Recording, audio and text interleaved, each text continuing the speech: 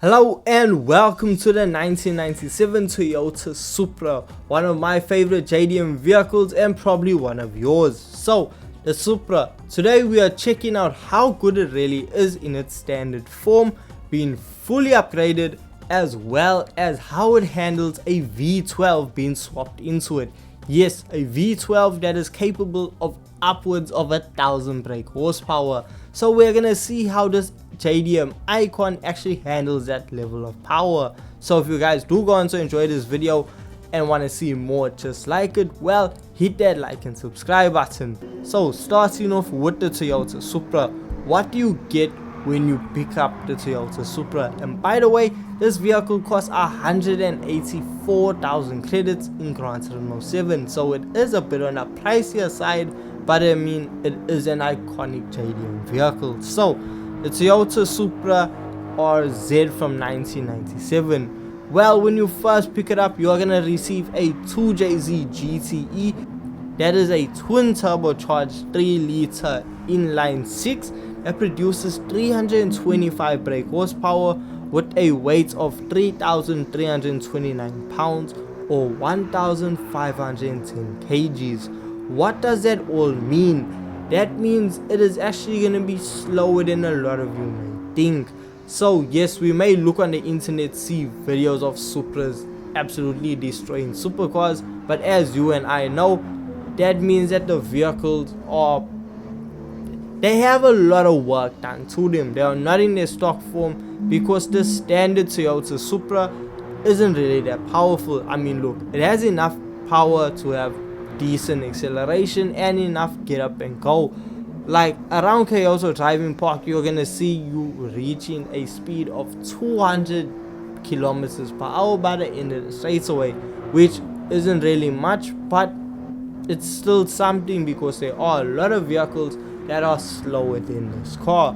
But this vehicle is absolutely perfect for the beginning stages of Gran Turismo 7. The only thing that really strays away or makes it impossible for a beginner to use is that extremely high price tag, because for the same price you can get a lot of modern vehicles with a lot better performance and handling. And talking about handling, with the Toyota Supra, you are gonna notice that the suspension is rather soft. So when it comes to cornering, you are going to see quite a bit of body roll actually occurring, but don't worry, that is not going to affect it because the vehicle is still able to go from apex to apex, which you just gotta love to see. Now the braking system in the Toyota Supra, look, we cannot expect modern technology when it comes to braking because this vehicle is very old, 26 years old in fact. So no, it is not a new car in any way, shape or form, but the vehicle still has an adequate enough braking system to get you around corners and actually do some late braking into corners and overtake some opponents. So the Toyota Supra in its standard form, a very fun vehicle, but if you are a veteran player, you know this isn't gonna suffice. You need a lot more power out of your Toyota Supra, and lucky for you, you can head on over to a tuning shop and do exactly that. So once you head over to a tuning shop and you spend over 100,000, in fact you're gonna spend 200, maybe even, you're gonna spend so much money on the Supra to make it incredibly fast that it's actually really realistic. So the Toyota Supra, if you fully upgrade this vehicle, you're going to be left with 883 brake horsepower and a weight of 1,117 kgs, and that includes the ultra high RPM turbocharger, which is 41,000 credits alone, and that also includes the stage 5 weight reduction, which costs a whopping 300,000 credits. It's so expensive to add stage 5 weight reduction, but it only takes away about 20 kgs. So you may not think it's worth it, and honestly I don't think it's worth it either. So when you get behind the wheel of now the fully upgraded Toyota Supra, you are going to be greeted with a completely different beast. You know that same straightaway you weren't able to go over 200 kilometers per hour with? Well, you're clocking well over 300 before you need to slam on the brakes, and when you do so, you are going to be hitting the brakes and still making around the corner without dying.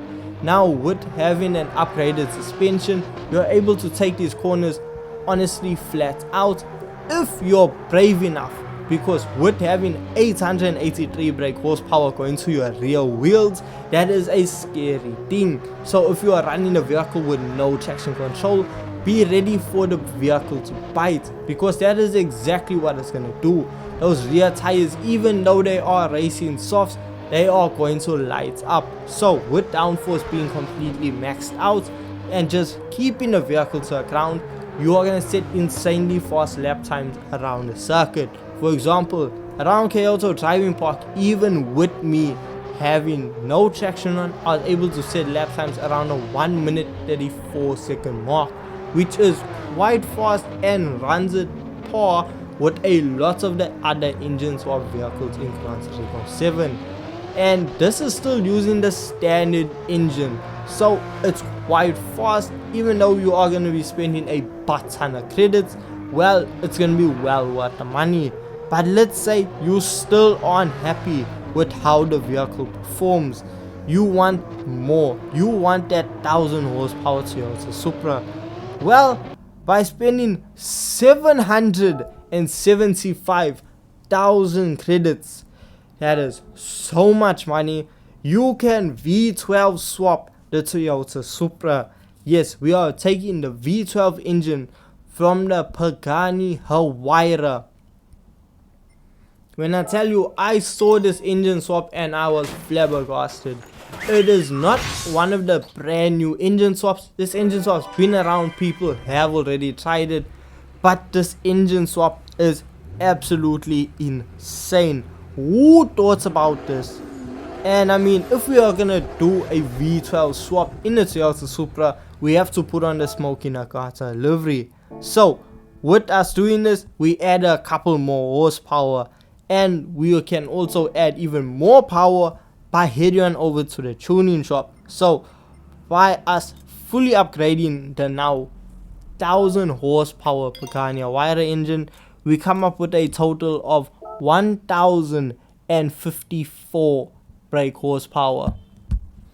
The car was struggling with 883, so adding almost another 200 brake horsepower on top of it is it's just gonna be so scary to drive. And that is exactly it. Driving this vehicle with no traction on, you're basically just fighting for traction.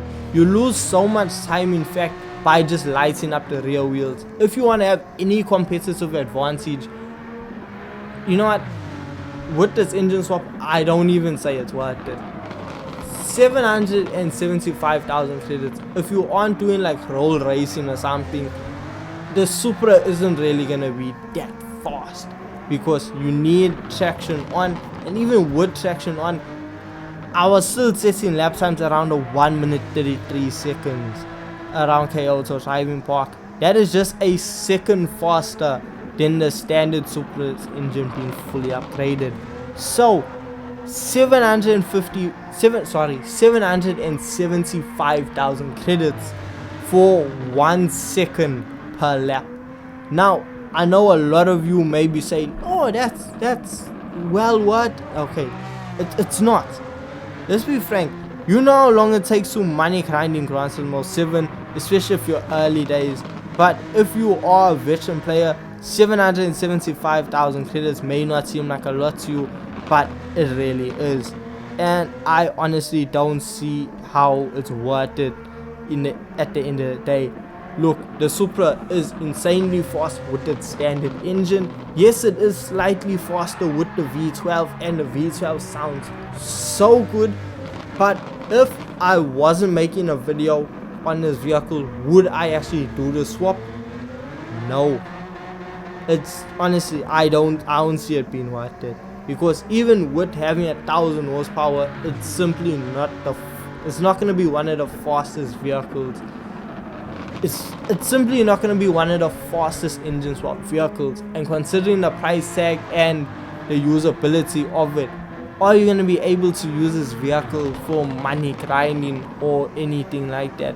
No, you are not, because of the fuel efficiency of the wider V12 being so dusty. It's really not worth it at the end of the day. But if you just want to have absolute fun, by all means go for it. But this is the Toyota Supra with the V12 engine swap in it. And if you guys do go on to enjoy this video, don't forget, leave a like and subscribe. Thank you so much for watching. Thank you so much for your time, and I'll see you guys in the next one. Peace.